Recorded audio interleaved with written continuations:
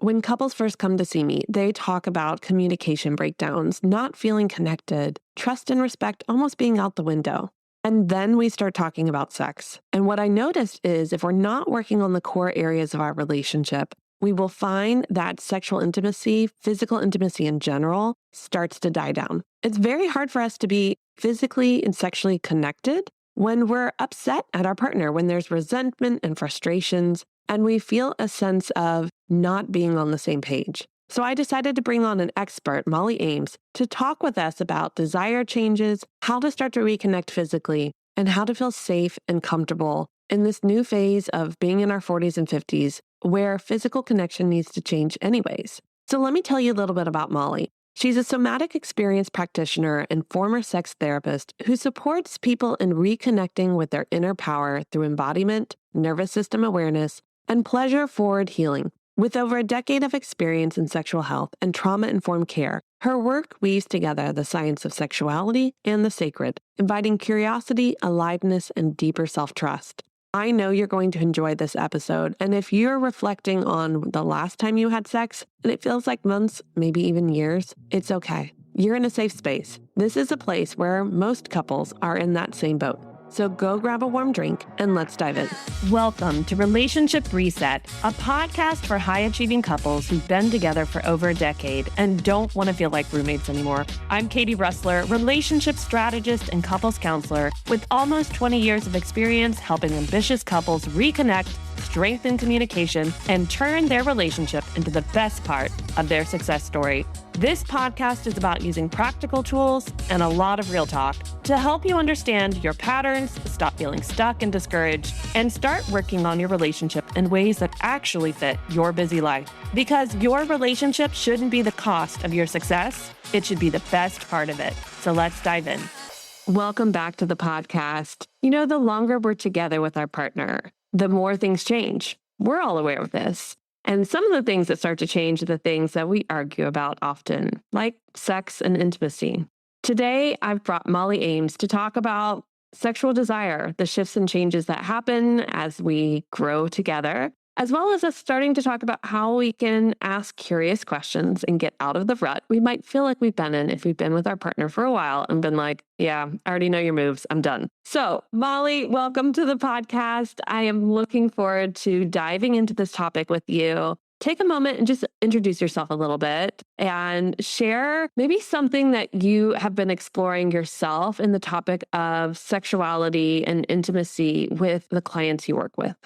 Hi, Katie. It's so great to be back. Thanks for having me. I am a somatic experiencing practitioner and intimacy coach. And my passion is really helping women feel safe and confident in their bodies so that they can re-access pleasure again. And I am so stoked about this topic. It's one that comes up all the freaking time with my clients. And one that I really just want to start off by recognizing that from a somatic lens, desire is not something that you fix. It's something that you listen to.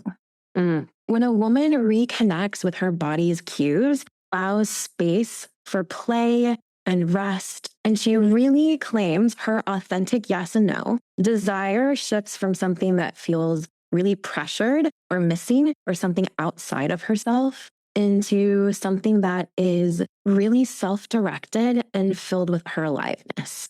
And I just love that because when we hear about desire around sexuality and around it shifting, it's always under this lens of how are you going to fix it? What's the problem? Maybe you're broken. And that is not the case. You are not broken. You're super, super normal. And the thing with, desire is that it shifts across the lifespan. Like it makes total sense depending on what season you're in, how connected you may or may not be to your aliveness and to your desire. I love all of this. I love that you put it out there. Desire isn't something that you fix. I love that you said, and I'm sorry, but you're super normal, because most people are going like, there must be something wrong with me. No, it's normal. And one of the things that I notice with the couples that I work with is usually one of them thinks the other is a problem. your desire level changing is a problem. And it's not always that it's the man to the woman. Sometimes it's the woman to the man. And it's this mindset of something's wrong with you, that your desire level is not enough, that your desire level has changed. And you just debunked that myth and just said desire changes over time for all of us, doesn't matter what gender or sex you are. And so let's dive into that. Let's talk about, how does our sexual desire shift as we age and as we're together longer? Mm. Two such beautiful questions and so poignant for right now, especially where you and I are in life. Entering those perimenopausal years, oof, lots of curiosity there and things that I am definitely experiencing firsthand and trying to learn. The first thing that's really coming across my heart space in terms of the hormonal aspect is to remember that we are not our mother's generation, and we do not have to be silent about what we are experiencing. Ooh, I just got goosebumps just saying that out loud. Like, I want every woman who would listen to this to feel so freaking seen of like, yes, you are experiencing hormonal shifts, and that literally does not make you less than. It makes you so powerful. And so, like, really remembering that if you are experiencing changes in temperature, the brain fog, the lack of libido or desire, great, put words to it, name it, and get curious about it, learn, get educated. One of the best documentaries out there right now is the PBS documentary, The M Factor. Oh, so good. I feel like every woman needs to watch that. But if you're experiencing symptoms, talk to your doctor. And if you do not feel seen or held or heard by your doctor, oof, girl, find another one. And because you shouldn't have to just get put on birth control or some other thing if that doesn't feel fully aligned with your system, but really finding someone, whether that's a functional health doctor or someone who deals only with hormones, but get yourself checked out and ask the questions and see what solutions are out there for you. The other half of that is, yeah, desire when you're in relationship is going to change. Of course. You know, you've got that honeymoon period and then things kind of level out. And I want to honor that in the midst of this desire conversation, that what you like sexually is going to change depending on where you are in life. What we liked and what we used to get turned on by as teenagers in our 20s, early on in our relationship versus now, pre-kid, post-kid, ooh, it's going to be wildly different. Sexuality and everything that we get to experience on that is this delicious line. And none of it is right or wrong. It's all pleasure. It's all delectable, and it's yours. So this exists no matter where you are in life. And maybe you play on one end in your earlier times and shift a little bit later on. Who knows? Who's to say? I'm not here to yuck anyone's yum. You do you.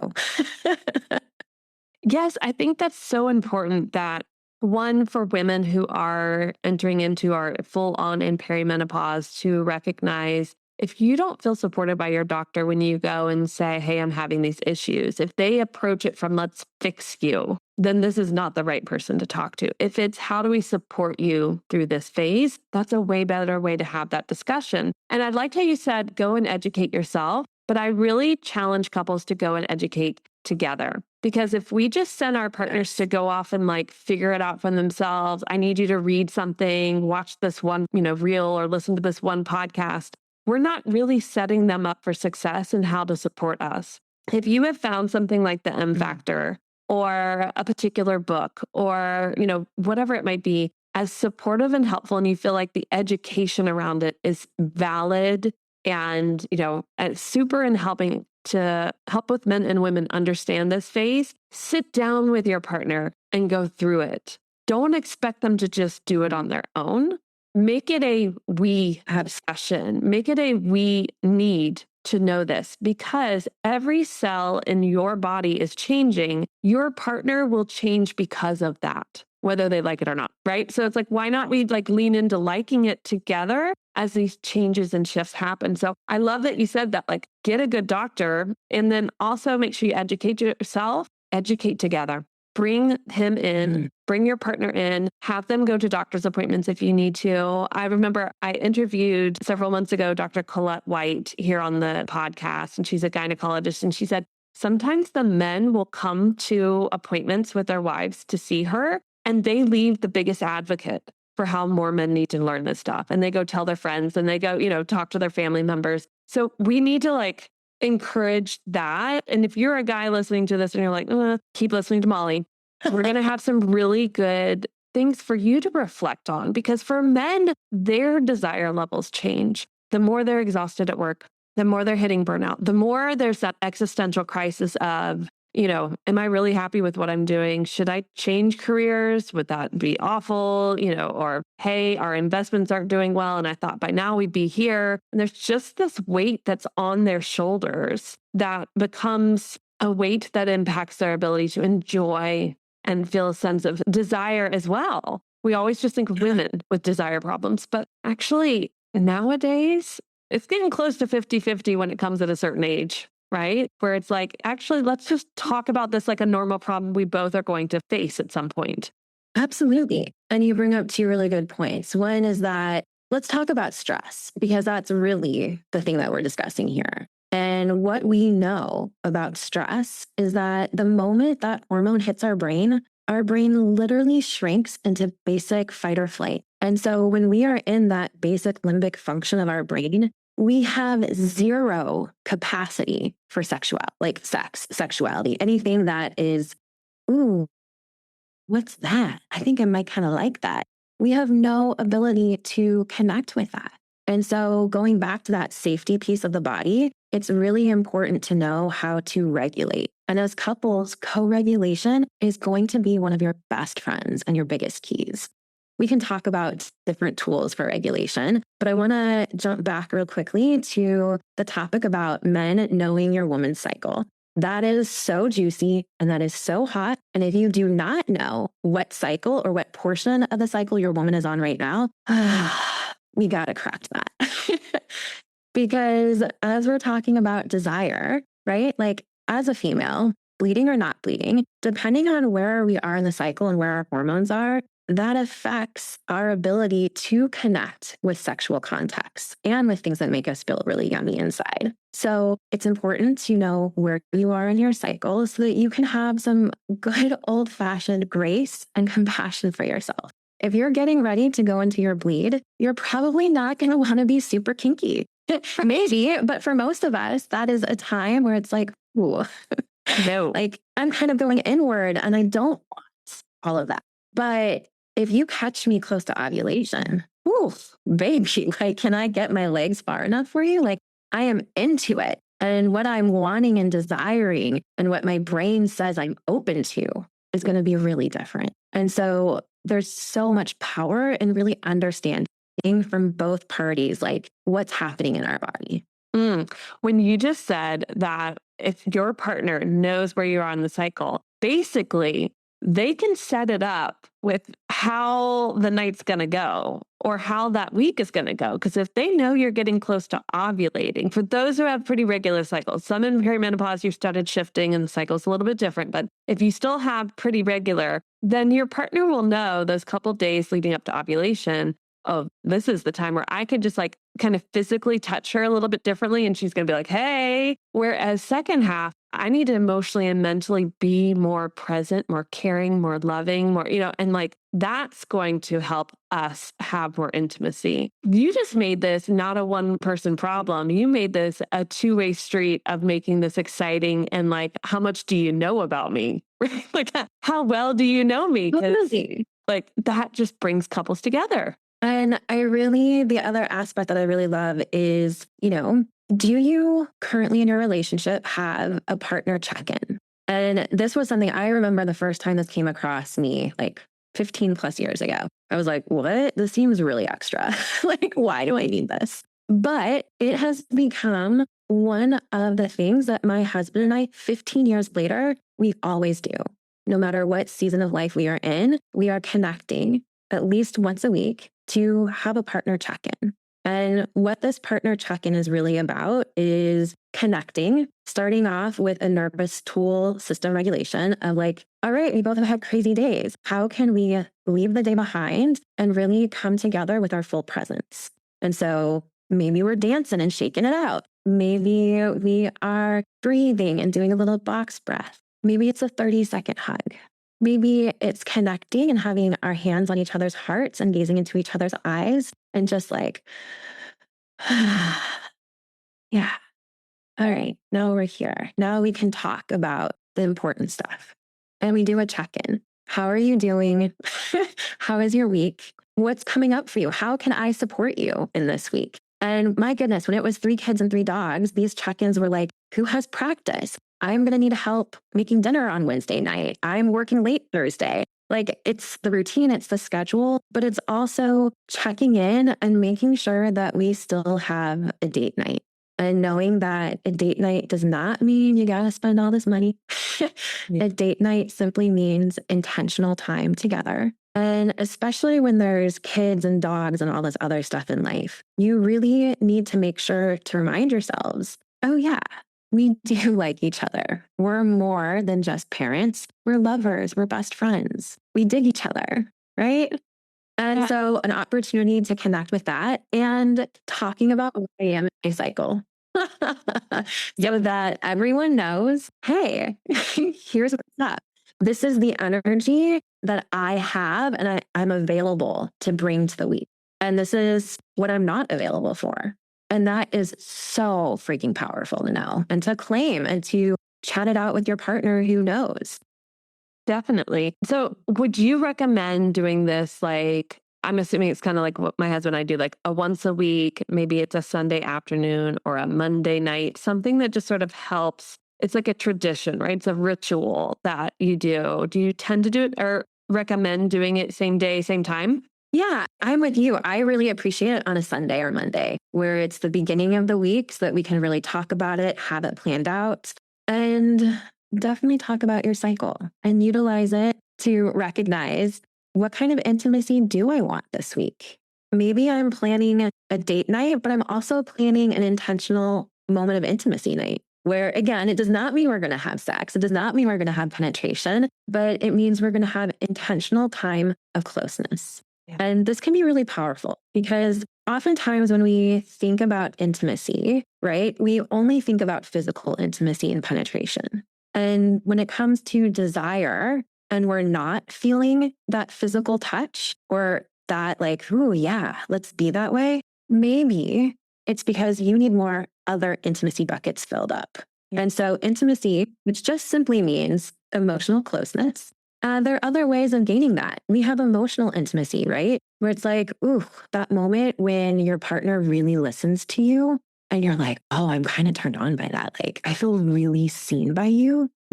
Love it, right? Yeah. That's emotional intimacy. That fuels the desire for that physical touch. We've got intellectual intimacy of really like being curious together and learning something.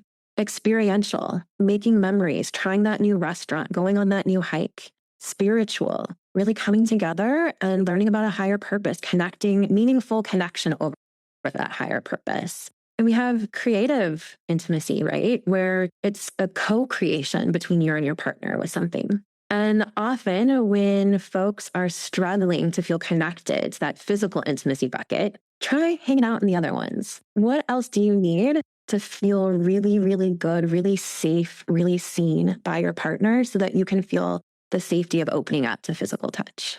I love the buckets. I wrote them down. So we've got emotional, we've got physical, we've got intellectual, experiential, spiritual, and creative. And what you just said at the end is if you don't feel comfortable with the physical, right? If that's just not where you want to spend and hang out, you spend your time and hang out in, then go explore some of the others. You just gave couples options. We think, like you said, with intimacy, it's physical or just emotional. You gave us 4 other buckets. Like there's just, there's so many options here to be creative, to get curious, to say, what can we learn together? What can we experience together? How can we get creative? Or what are some spiritual ways we want to explore life? I have chills going like, holy cow, you just like broke open the whole, well, we just don't know how to be intimate. Literally, there's 6 different ways.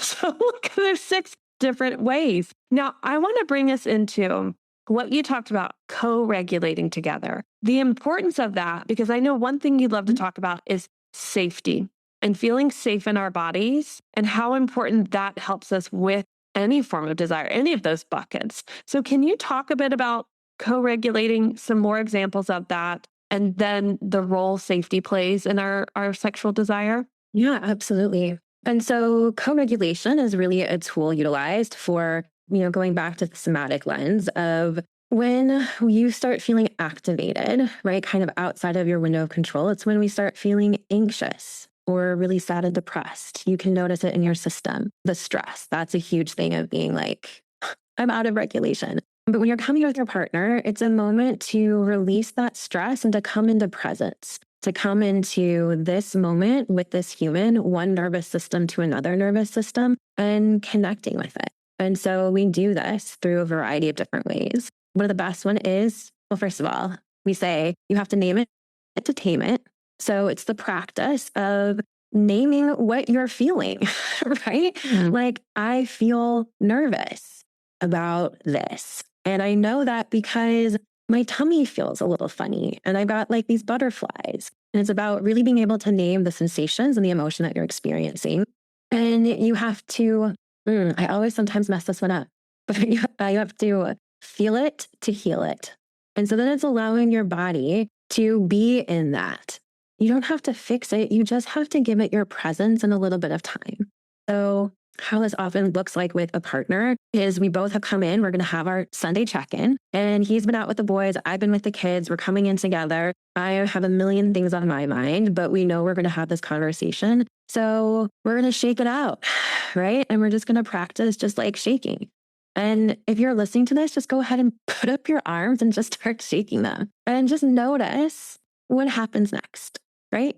Just doing this, and then you can just stop and get curious of like, wow, I guess I feel a little bit lighter in my system. Cool. Okay. That's wonderful. That's what a shift from how I was feeling before, which was a little bit more closed off. And so I really appreciate the shaking. And it can also be done with dancing, which is such a beautiful, like sensual space. But turn on a favorite song. And it doesn't have to be like a slow dance. It can be something energetic, but just practice being in the energy of your partner in that playful space, in that joy-filled space of like, yeah, how does my body want to move? Let's just do this together. And playfulness is actually a signal from our nervous system that you feel safe. And so when you are able to connect with your joy and with playfulness, it means you're already feeling really good.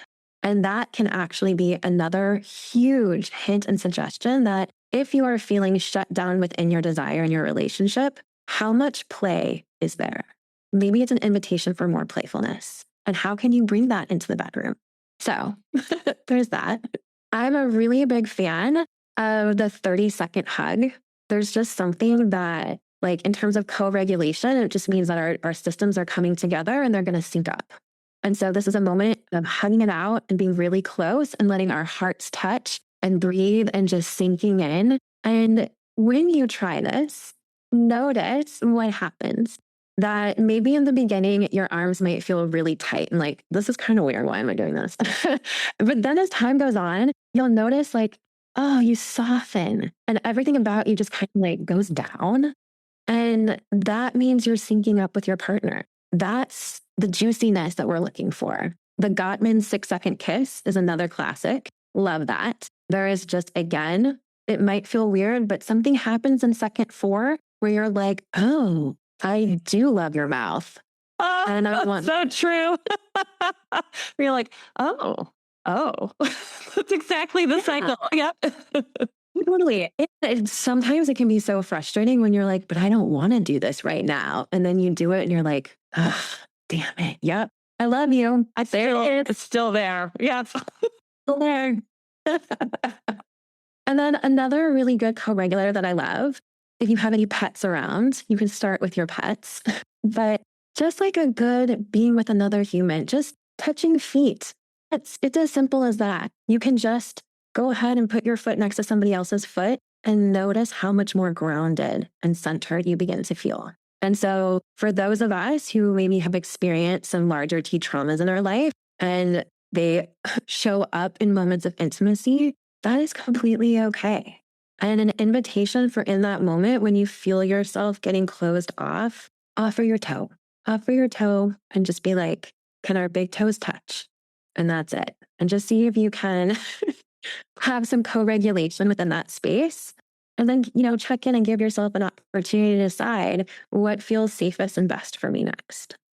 You gave some really, really great tips here. And one thing that I think I'm going to really take away is I often forget the name it to tame it and how essential it is to do not only that cycle check in, right? But to really say, this is how I'm feeling about this week. Sometimes we're excited about the week ahead and then something comes at us and we're like, didn't expect that. But sometimes we go into weeks not feeling our best, feeling, like, I don't know, something just feels off. And being able to explain it, not only to our partner, to ourselves, that does really help us sit in the feeling of it, which allows it to heal. Yeah, I've been doing a lot of personal work of not experiencing the feeling of something and not needing to shift it, not needing to put on music or laugh or do something to get out of that feeling, but to recognize, but just feeling it and allowing whatever memories or thoughts to come up in it, that is the healing work. We don't need to shift it. We don't need to fix it. And through that, as you get to do that with your partner and you start to relax, like you said, it's all of a sudden like, oh, I do like you again. Oh, okay, maybe tonight, or like you said, playing footsie, be enough of a feeling of like, we're good. Everything's okay. And removing the mindset that penetration has to be the way to have physical connection, to have that peace.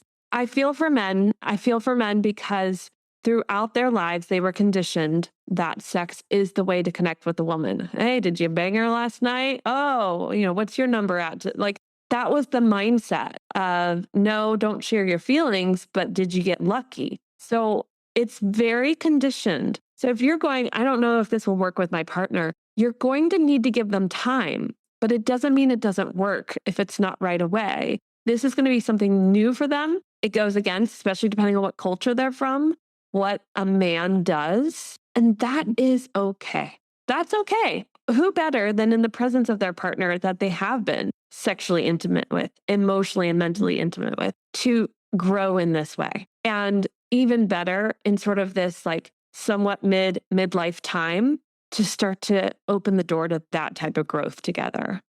Totally. And this is I really love that you put voice to the cultural norm of, yeah, men, this is just how it is. Of course, you're going to give it to her.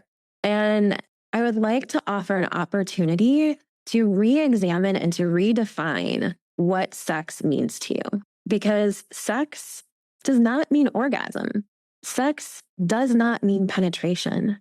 Sex literally just means like emotional closeness, that we're following something really pleasureful. And we're literally following the pleasure path until it becomes whatever that means. Pleasure doesn't even have to lead to orgasm. And so once you redefine that for yourself, having sex with your partner now looks like so many different things. There's a plethora of menu options available to you once you shift out of that very narrow definition of what sex has to mean. And another opportunity being like, successful sex does not mean orgasm, especially as we age. That is not the defining marker of a successful moment of intimacy. That's a big one. Successful sex does not mean orgasm. I feel like a lot of people are having to go back to the I know. Anne's books on that one. Like, wait, Molly, but that's what it says. No, the more that we can honor. Again, I'm going to go back to like the buckets. You just gave us way more options. You just gave us a bigger playing field than feeling like it only has to be this way. It can only look this way. And if it's not, then something's wrong. You have it's like the playbooks are endless now of what intimacy can look like, how sexual desire can shift and change, and what we can do to play within that. I'm just left with chills going like, this episode is going to help wake up so many individuals. And again, if your partner's not there yet, don't give up on going, I'd really like to do this couples check-in. and we're going to play music and dance. I know you find that weird, but we're going to do it. And just be the lighthouse to this growth that you want to see because it's important growth. There'll be changes that your partner goes through that are pretty heavy as well, that the two of you will have to navigate around sexual desire. And it's normal, right? Sorry, but you're normal. All of it's normal. I want to end us on sort of a discussion about, so many couples who've been together for a while. There's just so much resentment, right? There's just so much baggage that leads them to feel unsafe with their partner, to not want to give of themselves in a physical, emotional, or mental way, right? What are some tips you give the women and couples that you work with in helping them to understand that the resentment is something that will need time and work and honoring, and sexual desire can coexist in that space? Totally. Absolutely. What's first coming over me is I have a part that really wants to put voice to as a woman. Yeah. How many times? Well, let me rephrase this. I'm going to ask an experiential question for everyone. And I would love it if you're listening to just pause for a moment and to put a hand on your heart and a hand on your belly and to take 3 breaths in through the nose, out through the mouth, and just really connect to yourself and feel into your body. And as you're doing that, I want you to see, does my body feel open, neutral, or closed? And just starting to recognize, what does this feel like? And if you're doing this and you're like, holy hell, I have no idea what she's talking about, cool, don't worry. Like, the opportunities for all of us to learn, don't worry about it. But what I'm really getting down to is that intuitive pulse of your authentic yes and holy hell no. Because often where that resentment starts creeping in is because we have been connected to our holy hell no and doing it the thing anyways. And so that creates discordance within our system where it's like, oh, I've said that I don't want this, but I do it anyways. Ick. And so it has to be this flip of, okay, if I'm feeling closed, what do I need to do in order for me to feel more neutral? I'm not asking you to flip on the switch. This is not a damn light switch. I'm asking you to make slow, subtle, progressive motion and movement to being of, I feel so closed off. I don't feel safe. No, no, no. To what would make me feel more neutral. Yeah. Because once we have access to that neutral space, we can start bringing in all of these sexual contexts that will help flip that into a yes. And so when it comes to resentment, begin checking in with your holy yes and your authentic no and feel it. Because your body never lies to you. She is so infinitely wise. And that is really the best way of checking in. And so if you are in an intimate moment and you feel yourself closing off, what would it be like to ask yourself in that moment, what do I need to make this moment 2% better for me? What do I need to make this moment a 10?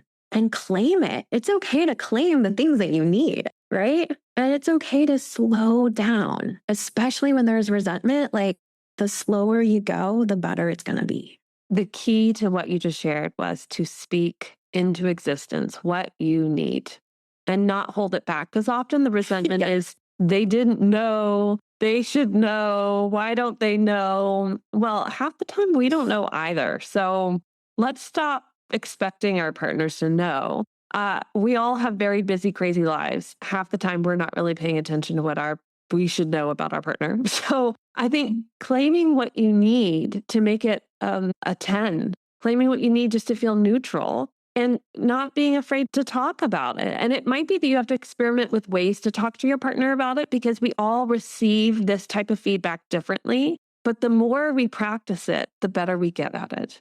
I really resonated with what you're saying because I was just thinking about the clients I work with and like how often they end up doing the things that are like a hell no to them out of compromise, out of keeping the peace, people pleasing, whatever. And it's not just in their romantic relationship that they're doing that. And when you do that on repeat, you turn off your ability to even hear your yes, let alone your hell yes. So these are such good practical tools for all of us to start reflecting, to ask ourselves these questions, to really physically feel our body and not just what our mind tells us, but physically what makes us feel open, what makes us feel neutral, and what makes us feel closed off. So then we can give that feedback to our partner and then ask your partner the same question. because we often make it just about us, but to ask them, what makes you feel closed off? Yes. What makes you feel neutral? And when do you feel the most open? And what can I do to help make that happen, to facilitate that? Like, that is a powerful, we come together to grow together, not you tell me what you need